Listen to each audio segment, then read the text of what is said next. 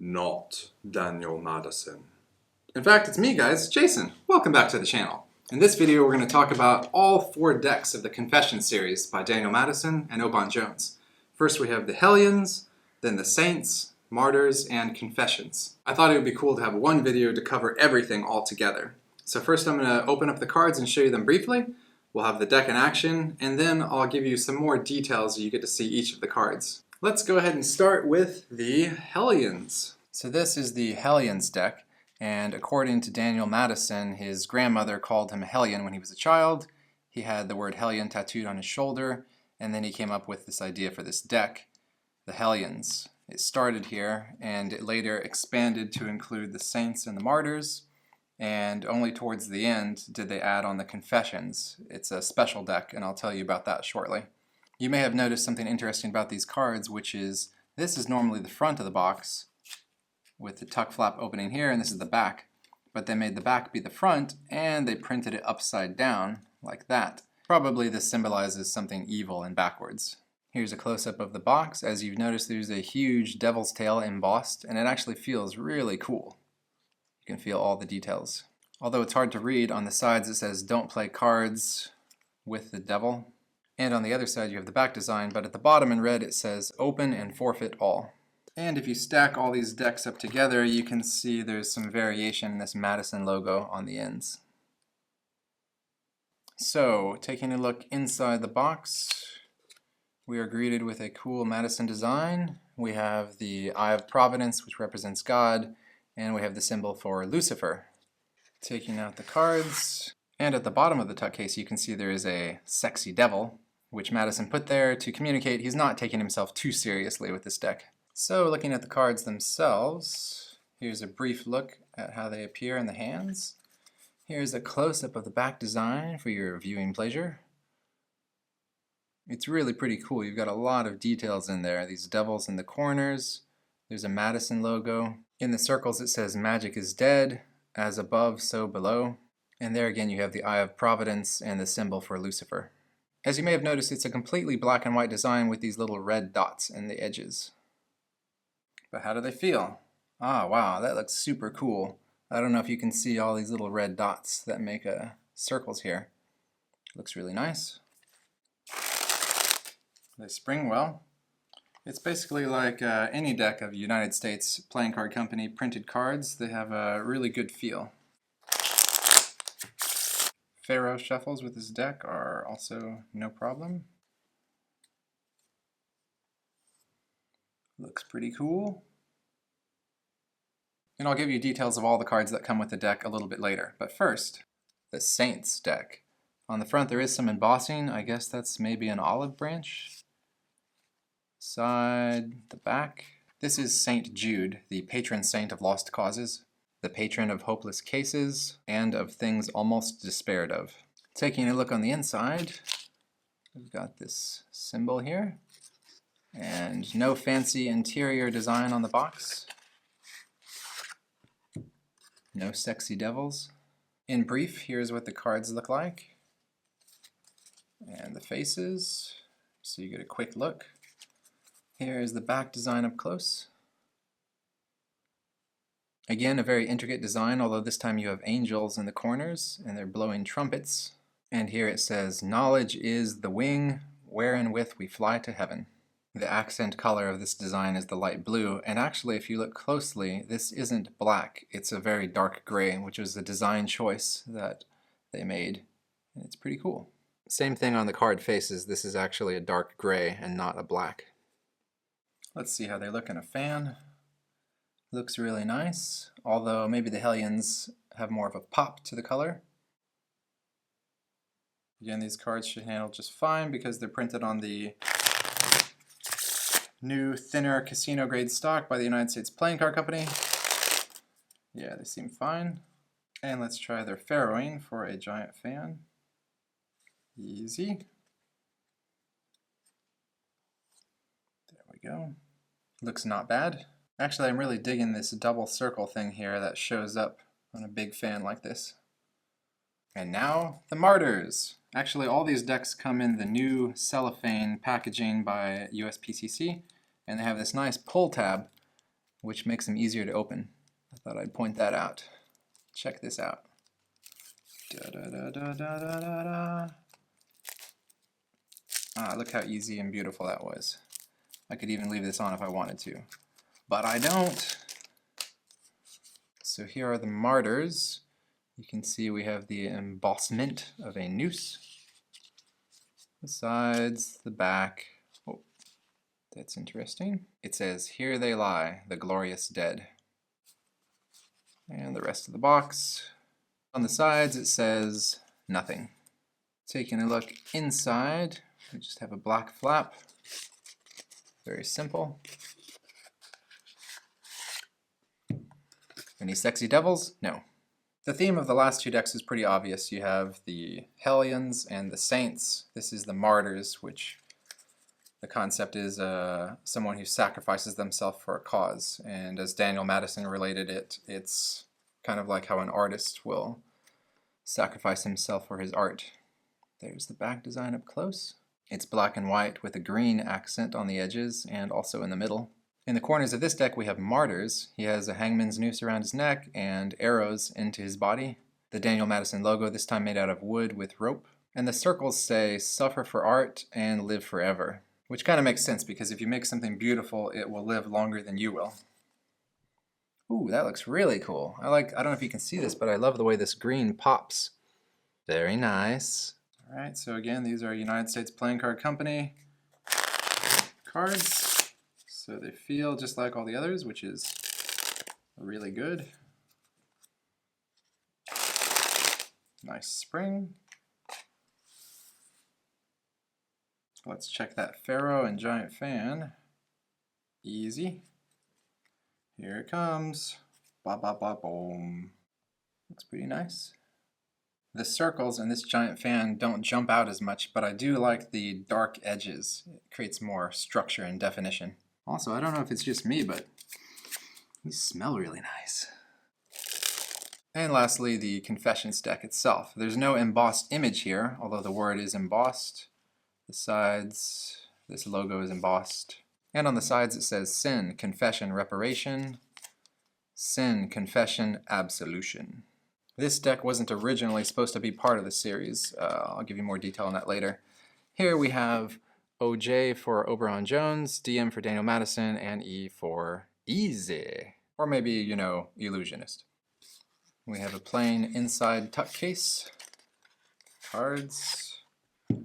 Nothing at the bottom. So here are the Confessions cards at a glance. And the faces. Get into more detail on that later. And a close-up of the back design for your viewing pleasure. You've got some sort of off-white color, and the logo appears to be made from wood, not unlike a confession booth. Let's see how they look in a fan. Interesting, a little plain looking, but alright. One interesting thing is all these cards are black. There's no red in here.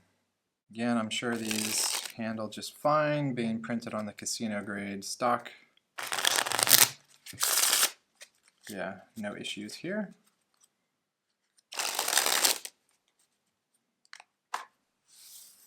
The design on these cards is so centralized, it only peeks out occasionally. Probably the Giant Fan won't look too amazing, but let's see. Yeah, not too amazing. Here are all four back designs up close so you can compare them.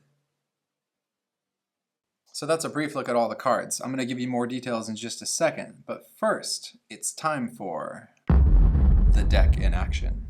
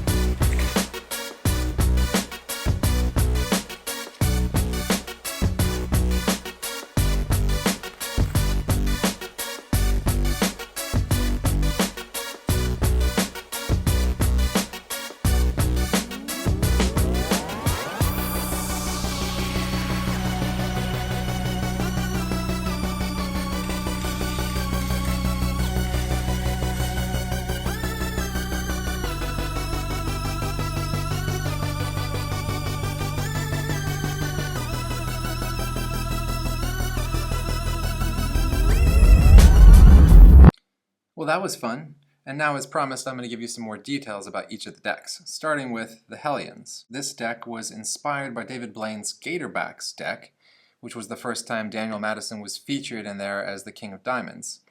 So Madison saw that, and he knew he wanted to try making a more complex design since most of his were more minimalist in the past. So he looked at the Gatorbacks design, and he took some inspiration from it. I'll have these side by side so you can see them, the Hellions and the Gatorbacks. And I've already made 3 video reviews for the Gatorbacks, so I'll put links in the description below if you want to check out those videos also. Now, I'm going to show you the court cards and all the special cards of this deck, but it's important to be aware there were 3 versions of this deck released. The first 2 versions are already sold out, and the 3rd version is currently available for sale on Ellusionist. First off, you can see with the standard cards they have their pip placement a little bit centered into the middle, and all the red pips have a black outline.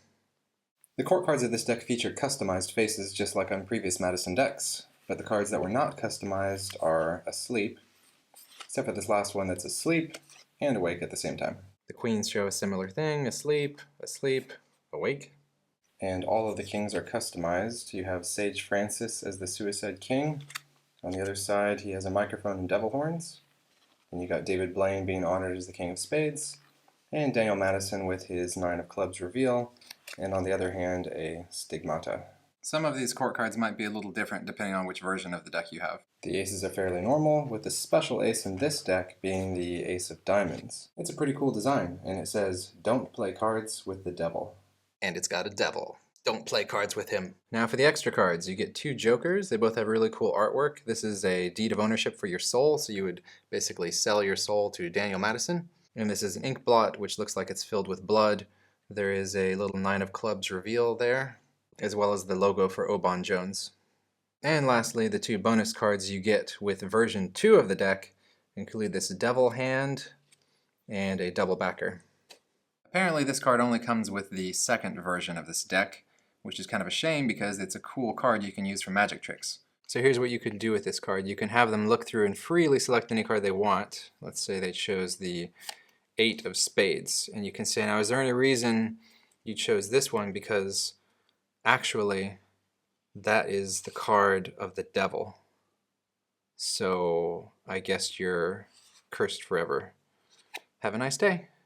But if you didn't get this card, then instead you got an Ace of Clubs with a 3 of Hearts in the corner, which apparently can be used for some other kind of magic trick. Unfortunately, the current version 3 of this deck does not include the interior artwork. It's only for versions 1 and 2, with the sexy devil at the bottom. These decks have a lot of detail in them. I'm trying to go through it as quick as I can. So here's the Saints. Let's talk about what's included inside of here. Okay, so the standard cards of this deck have a really interesting look. The red cards are empty, and in the corner you have the blue coloration. The jacks in this deck are all standard, except that they have a blue halo around their heads. As are all the queens, standard as well. Daniel Madison is the King of Diamonds with the 9 of Clubs reveal in his hand. Next we have the designer of the deck, Oban Jones, who has a 9 of Spades reveal in his sword. Then we have the bald guy with sunglasses, Sage Francis, or without sunglasses as you prefer, and I believe this is Garrett Clark. The aces for this deck, with the hearts being the power ace.